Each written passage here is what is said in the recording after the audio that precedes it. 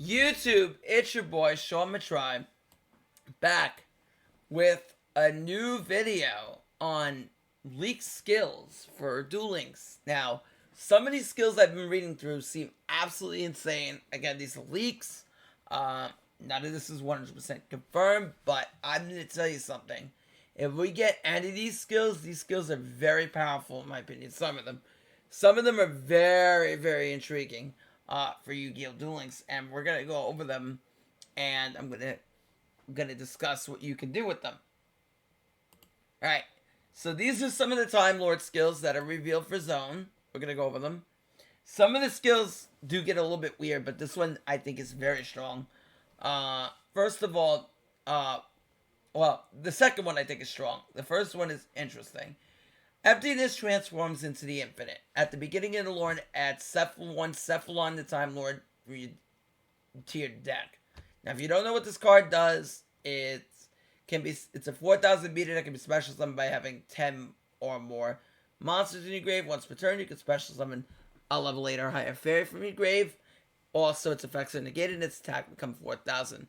So right off the bat, a level 8 or higher fairy that you can summon are any of the Time Lord monsters, and also Dark Lords. So if you don't know what Dark Lords are, Ixchel, Superbia, they're all higher than 8. Teska is a 9. These can also be summoned. The thing about this card is I don't think we're ever going to get to a point where we're going to have 10 or more Dark monsters in your grave. 10 or more Dark Lords, fairies in your graveyard. If you're getting to that point, you're probably in a losing position unless this skill's going to put things there, but it really doesn't. The second part of this skill reads, in addition to the following effect can be used once per turn and twice per duel. Send up to 2 cards from your hand to the grave. Then send up to the same amount of random level 10 fairy monsters from your deck to the grave. And the skill can only be used in a deck, excluding the extra deck that contains no monsters at level 10. So all those level 8 or 9 Dark Lords can't be used here, unfortunately. I thought initially, but then you have this restriction that kind of limits you, so it's not that good. So this skill's kind of weird. I don't think this is that great. I think the second skill is really good. Born from the Infinite, send 1 Time Lord to the graveyard from your hand. Then you can add 1 Time Lord monster with the same attribute that is different than the monsters in your graveyard from your deck to your hand. So this is just a consistency skill. So for example, this could indicate we're getting certain Time Lords here. One probably being Mikion, and this works with Meteon because they're both fires. So if you discard this, you can get Meteon, and Meteon, when it battles, it can return all monsters on the field to the hand. Mikion halves your opponent's life points during the end of the battle phase. I don't know if it's going to be quarters or how they're going to handle the damage situation. Either way, this skill seems very good. Just a consistency buff for Time Lords. Okay. The third skill is Empty Infinite Light. Now, the skill gets a little bit complicated because there's a lot of cards in here and there's a lot of things that are just not, present. There's a lot of effects to remember, so I'm going to go over this. So, the first effect is send 1 card from your hand to the graveyard, then send an empty machine from outside your deck. So, if you don't know what Empty Machine does, the first time this card would be destroyed, it is not, so the MST it, then it's not destroyed, Phoenix, whatever. Once per turn, you can activate one of these effects. Discard 1 level 10 monster, draw a card. It discards the only card in your graveyard. Only card you spell in Trap Zone. Target 1 Time Lord monster in your graveyard. Shuffle in the deck, and you can set Infinite Machine from your hand or deck. So this sets the Infinite Machine. That's another card. Alright. Infinite Machine.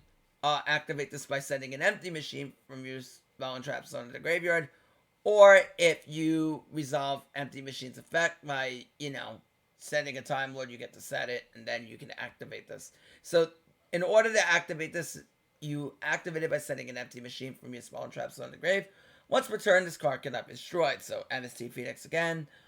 Once per turn, you can activate one of these effects. Special summon a Time Lord from your hand, target the Time Lord, shuffle in your graveyard into your deck, then set Infinite and Light. Now, Infinite Light is quite good. Gonna go over, where is it? So, what Infinite Light does is activates by sending an Infinite Machine to your graveyard. This card cannot be destroyed by your opponent's card effects.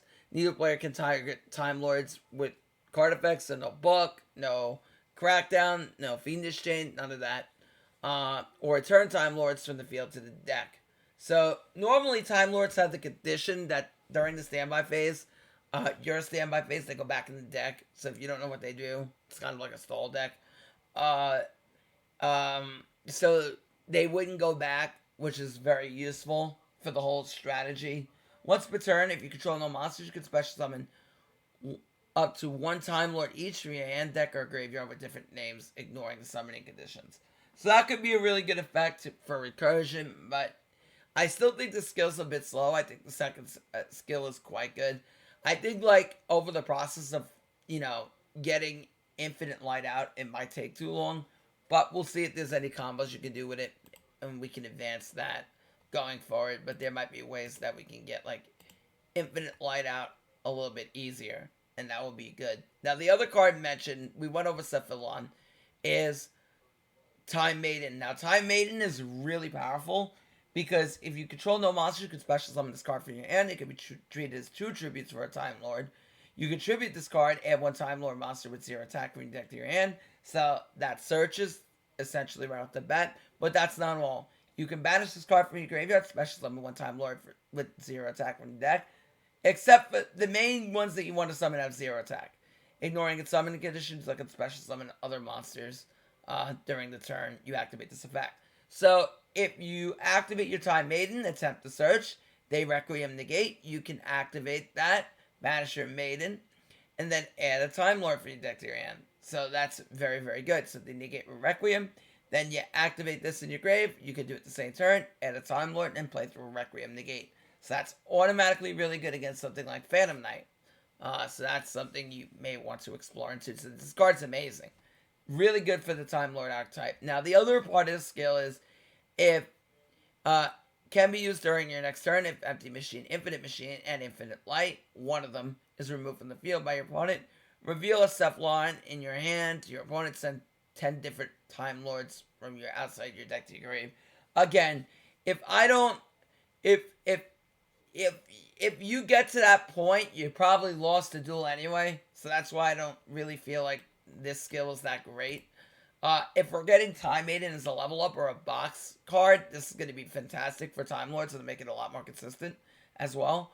Also, the skill can be used at the beginning of the duel if your deck is at least half monsters and no monsters other than Time Lord or Time Maiden. Again, I don't know about having, that's a harsh restriction, but we'll see.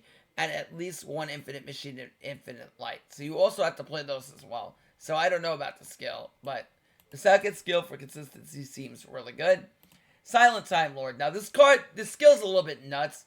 I don't know if it's an event skill or it's not, but this is kind of a little bit crazy. Oh, hold on. Okay, I gotta blow this back up. This is kind of a little bit crazy here. Let me readjust this. Okay. So, this skill says, if you control a Time Lord, you cannot activate monster effects. Oh, you cannot. Oh, okay. Okay, yeah, okay. If you control a Time Lord, you cannot activate monster effects until the end of the standby phase. That's not really good. I mean, I don't know why you'd want to do this, but sure. You cannot activate monster effects. I mean, this is not really that great. So, I don't know why you would want to use this, but, locks you out of your monster effects. If this said your opponent, that would be nuts, but why would you want to lock yourself? Okay, anyway. Harsh Truth can be used during your normal draw each time your life points decrease by 1,500. One of the cards will be a random Time Lord monster. So, that's standard skill.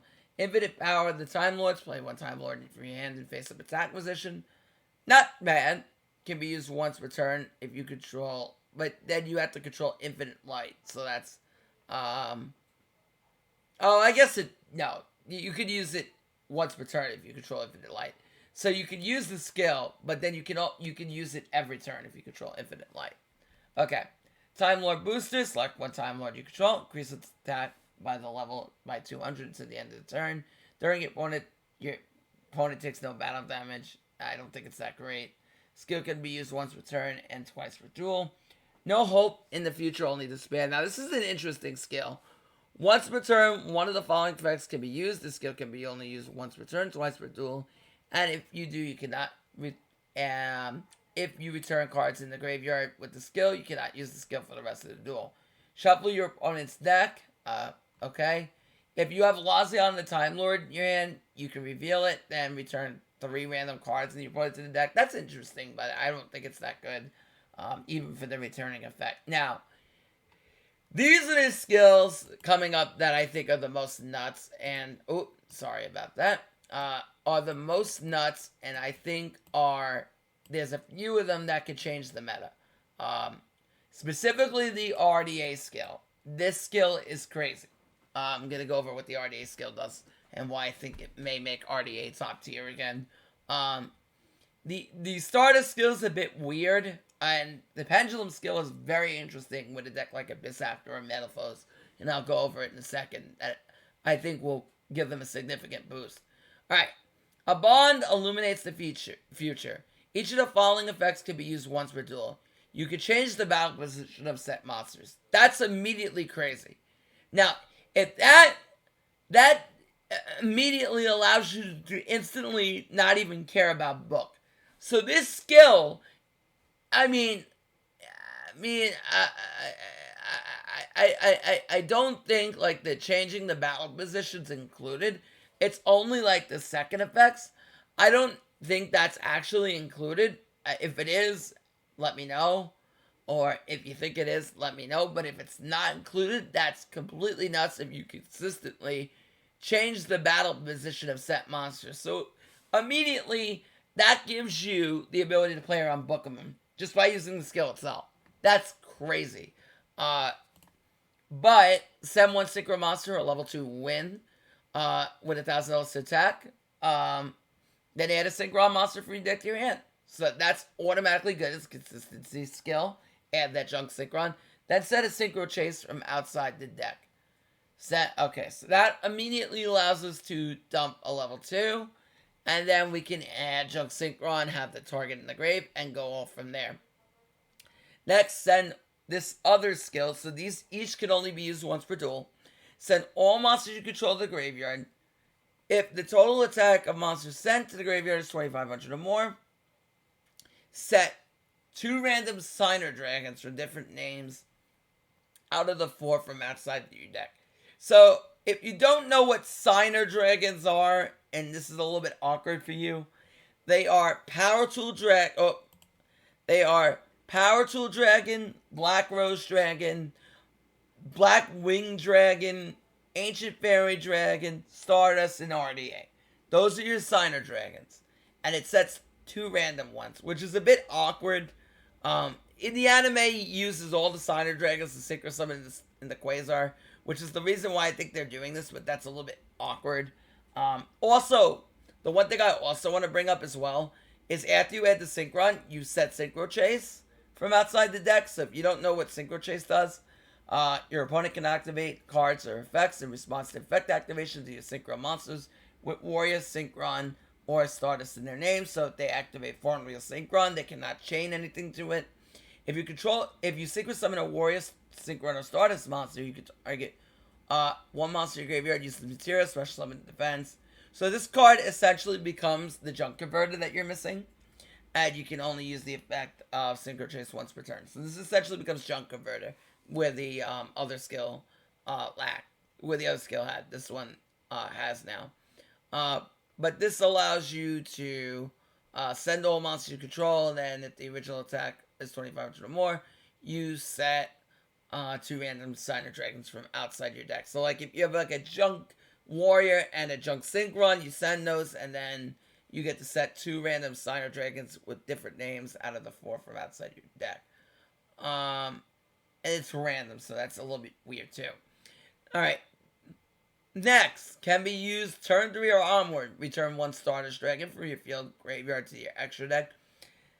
Then change all synchro monsters you control the 2, and set 1 live stream dragon from outside your deck. So I get live stream is another signer dragon apparently, and then this allows you to make I guess Quasar, but this is a little bit complicated.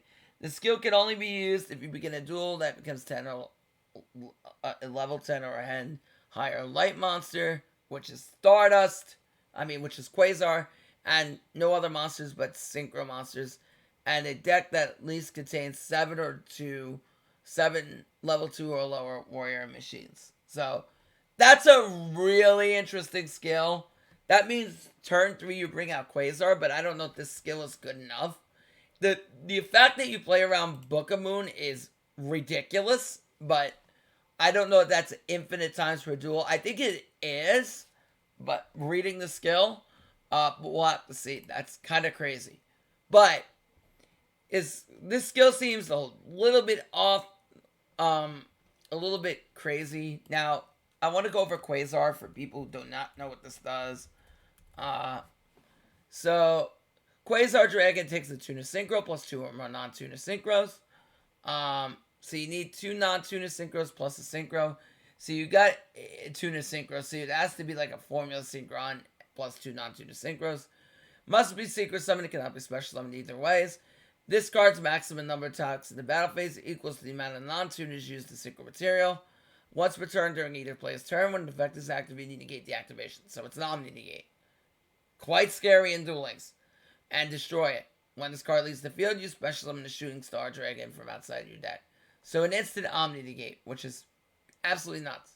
And if this leaves the field, does not matter unless you return to the extra deck, then it doesn't count. Then you Special Summon Shooting Star Dragon, which is crazy. But anyway, that's that. But if you can pull it off consistently, getting out Shooting Quasar, it's nuts. But if it can't be, then it's a little bit awkward. Anyway, on to the next 2 skills now. These next 2 skills are very crazy, especially Roaring Salt. This one's probably the most nuts skill, I think, out of all of them. Because I think this skill has the potential to make Resonator top tier again. And I'm going to show you why, because they get a nuts card. This skill can only be used once per duel by sending a Fiend-type monster from your hand to the graveyard.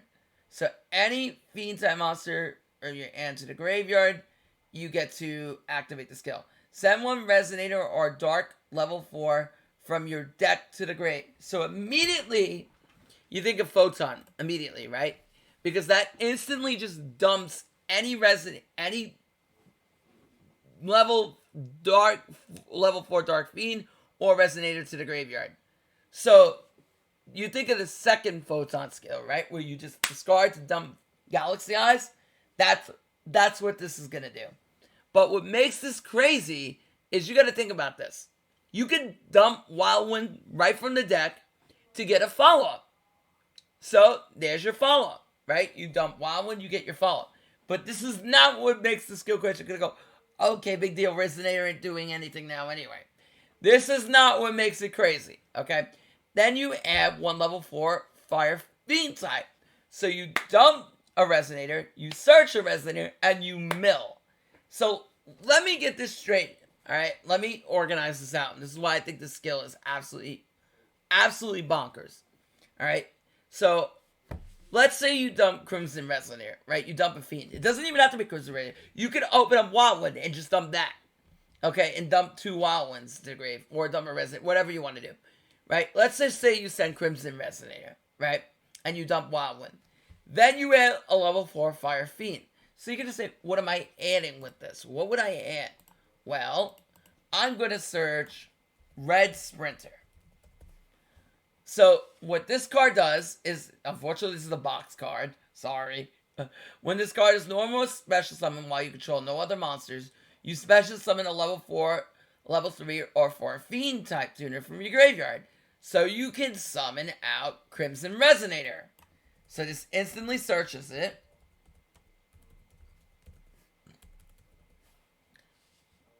Yep.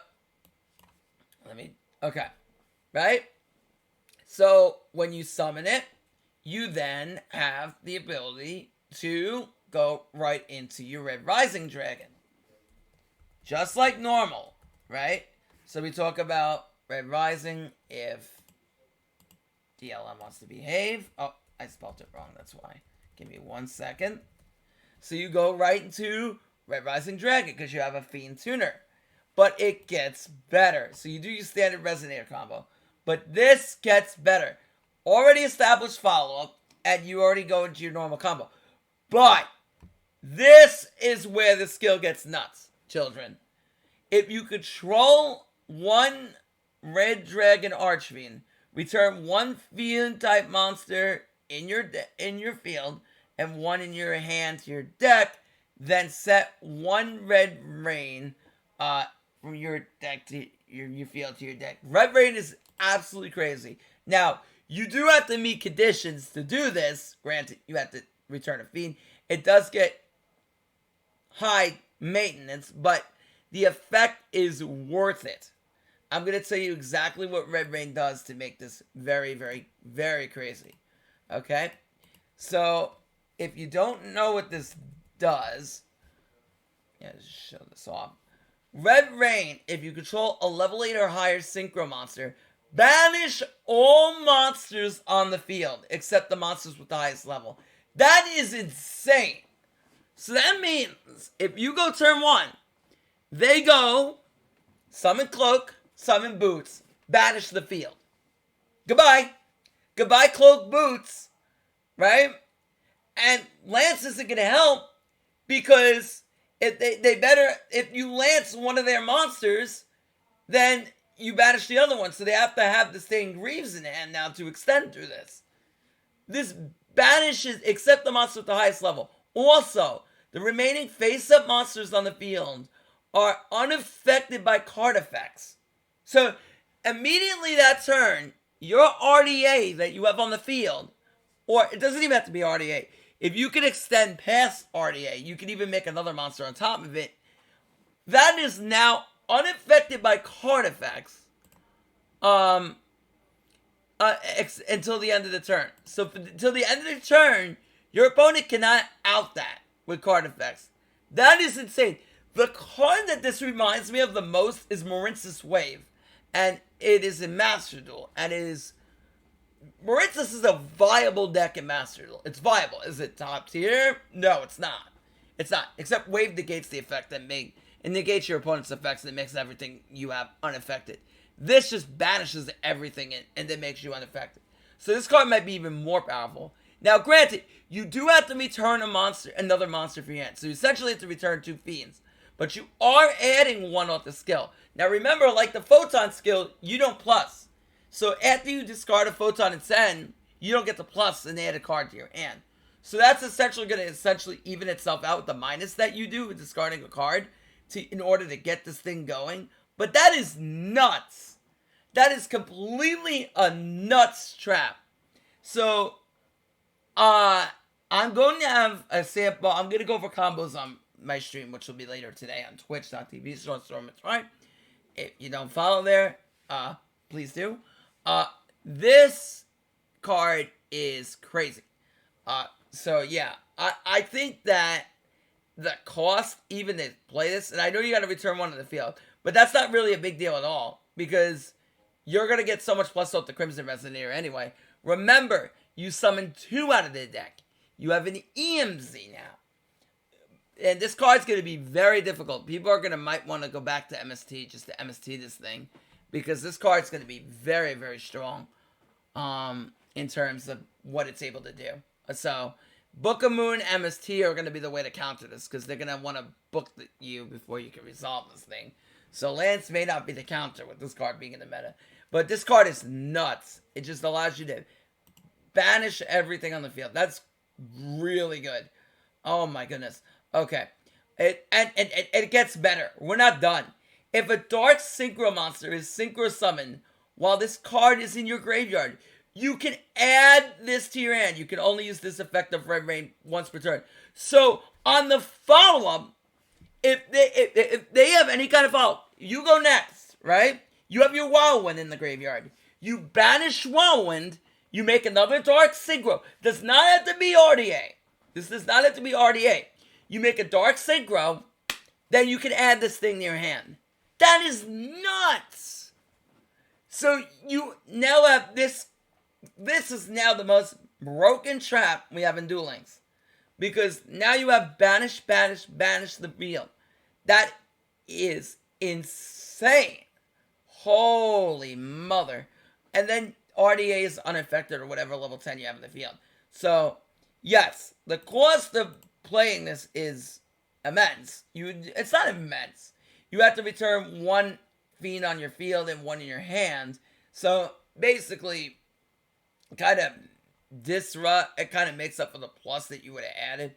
But it is very easy, like turn 1, I could see you ending on 2 back row plus RDA, which is insane.